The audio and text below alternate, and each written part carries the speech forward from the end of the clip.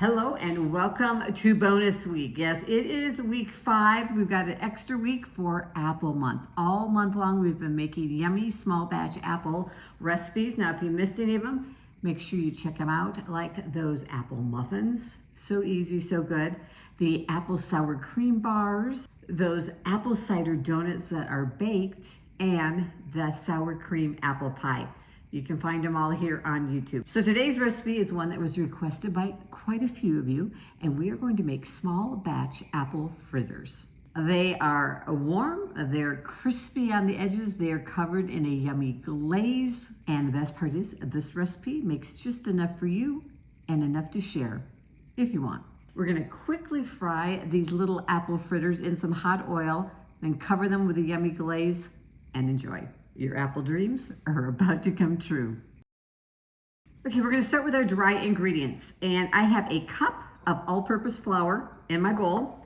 We're gonna add in a 1/4 cup of, I'm using brown sugar. You could use dark brown sugar. You could use granulated sugar, whatever you have on hand and you prefer. I just like the little depth of flavor that the brown sugar gives it. And then we're gonna add in a 1/4 teaspoon of salt. I've got a 1/4 teaspoon of nutmeg, and I've got a teaspoon of cinnamon, and then a teaspoon of baking powder. And this is our leavening agent. It's gonna help them rise up a little bit.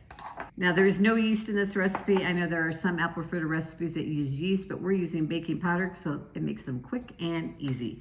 And then just go ahead and stir all that together. All right, next we are ready to add in our wet ingredients.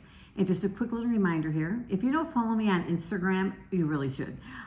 You can follow me at smallbatch.bigtaste. So make sure you check that out. Come over and say hi.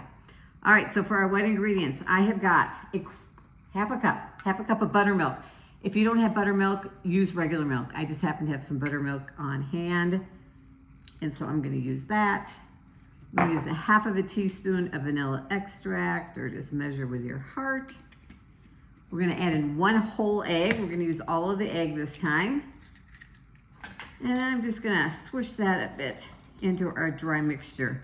I'm not gonna mix it totally up yet, because one of these things is you don't wanna over mix these apple fritters, because then you get kind of a tough batter.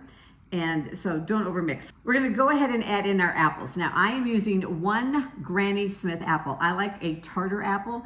You can also use a Gala, a Honeycrisp, a Pink Lady, a Braeburn, whatever you have on hand. I do just prefer a Granny Smith. I have peeled it and I have diced it into small, fairly similar size pieces. It's just that way that they'll cook evenly.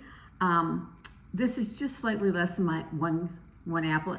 I measure out a cup, so you might have a little bit left over that you can munch on. So we'll just go ahead and add that in. Finish incorporating it all, getting all that flour mixed up and the apple pieces evenly distributed through the dough. Now when I'm doing this over on the stovetop over there, I have in a saucepan, I have some oil heating up because we are gonna fry these. I'm using canola oil. You could use vegetable oil. And I've only got about 1 inch of oil in my pan. I'm using a fairly small pan. And the size of your pan is gonna kind of determine the size of your apple fritter, because it needs to fit in the pan. So typically this recipe would make 2 larger size fritters or 4 smaller ones. Because I'm using a smaller pan, I'm gonna make 4 small ones. All right, we got all that incorporated. Now the dough is a little sticky. So if you need to, if it's too hard to handle, just go ahead and sprinkle a little additional flour on it, which I think I'm gonna do. All right, I'm just gonna sprinkle a little on the top, because what I wanna be able to do is, your weather's gonna affect how damp your dough is. Kind of a lot, your apples, the moisture in them. I just kind of sprinkle some on there till I get it to where I can kind of handle it. But it is still gonna be a little gooey. And I'm gonna divide that dough in half. Then I'm gonna wash my hands. I'm gonna sprinkle some flour on my counter and take that out, and then divide each one again into 2 pieces. Again, my dough is pretty gooey. I probably should have added a little bit more flour into it. Because what we want to be able to do is we want to kind of be able to flatten these into kind of a nice even little disc. and then put them down on the floured surface so that you can pick them up again. All right, so I've got my oil here on the stovetop in my pan now.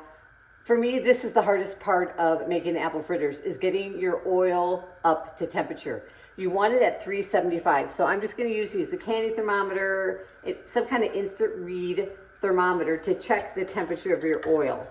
All right. And the trick is keeping it consistently at 375, which is not going to happen because as soon as you put the fritter in, it's going to lower the temperature of your oil. You just want to make sure, like my oil right now is like at 450. It's too hot. So I'm going to turn it down, or I'm using gas. I could just remove it from the heat for a while and get it as close to 375 as you can. We just don't want the fritters to cook so fast that the outside burns before you get the inside cooked, or cook too slow so that they absorb too much oil. So that's the trick. I let my oil cool down a little bit, and you can actually even put it in when it's about 400 degrees because it's going to cool down as soon as you put the fritter in. So I'm just going to lift my fritter into the hot oil, and I'm going to cook it for 2 minutes on each side. And just monitor your oil temp. If it's getting too hot again, just pull the pan off of the burner or turn the gas off for a few minutes. But if it hovers between 350 and 375, you're okay. You just want it to cook nice and steady and not too quickly, but not too slow. All right, now once it's nice and golden brown on the other side, we're just going to flip it over in the oil. There we go. And let it cook 2 more minutes on this side. All right, and then we're just going to take it out of the hot oil. Always be careful, of course, you're dealing with hot boiling oil. And we're going to take it and put it just on a paper towel so some of that oil can drain off. Then all you need to do is repeat with the rest of them. All right, we have all 4 of our fritters cooked. Look how nice and golden brown they are. We're gonna let those sit for a minute just so that they cool off enough that we can handle them. Okay, so while these cool, we're gonna mix up our glaze. I have a cup of powdered sugar. We're gonna add in 2 tablespoons of milk. I've just got some leftover half and half I'm gonna use. You can use regular milk, skim milk, whipping cream, whatever you have. And then about a 1/4 teaspoon of vanilla. Now we're just gonna stir that up, get a nice smooth glaze. Now I was thinking about how wet and mushy my dough was. And I think I told you to put in a 1/2 cup of buttermilk. It really should be a 1/3 of a cup. So you add in a 1/3 of a cup of buttermilk, and I will reflect that in the recipe down below. They shouldn't be quite so wet and damp and hard to handle. So that was my mistake, sorry. All right. Now we want to dip these fritters while they are still warm though. We don't want to let them cool off totally. And this is probably a little too thick. I'm going to add in a little bit more, half and half. Because what we want to do is we're going to dip the donut in to the glaze on both sides. There we go. This is better. It's a little runny. Okay. So I'm going to take the donut I fried first because it'll be the coolest. And I'm just going to dip it right in. And dip it in the other side and then kind of get the edges. And then I'm going to take it off. Should have done this before. The paper towel. I have got a piece of parchment paper here. There we go. That I've laid down. We're going to put that on top of it and then put our donut on that, our fritter on that, so that the dripping glaze drips out onto the parchment paper and not all over your counter. Then just go ahead and repeat it with your other fritters. Get a nice coat of glaze on there and then let them just sit. It'll absorb some of the glaze. And if you need to, you can kind of use your fingers. My hands are clean. Or the back of a spoon to kind of coat it with as you get down to the bottom of the bowl here. There we go. Because for me, this glaze is probably the best part. And like any donut, I think these fritters are best enjoyed fresh. Let them cool down enough to be able to eat. And then enjoy. And you've got enough here to share with someone you love. So we're gonna let those sit for a minute, cool off a little bit more, and I'll show you what they look like inside. All right, these apple fritters, I just think they are, look at the inside of them right there. They are crispy on the outside and nice and soft on the inside with that apple. I just think they're the perfect fall treat. I mean, what else says fall as much as a fresh fried apple fritter? So I hope you enjoyed the recipe. I hope you make it. Leave me a comment, let me know. As always, I'd love to hear what recipes you'd like to see me make here on Small Batch Big Taste.